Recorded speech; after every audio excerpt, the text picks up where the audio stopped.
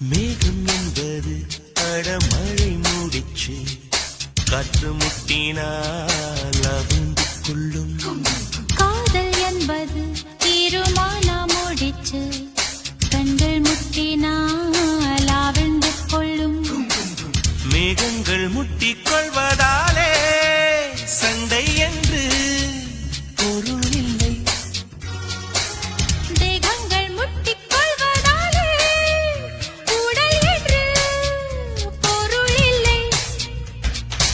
இதழ்கள் பொய் சொல்லும் இதயம் மெய் சொல்லும்.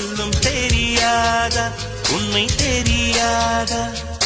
காதல் விதை போல மௌனம் மண் போல முளைக்காதா மண்ணை துளைக்காதா?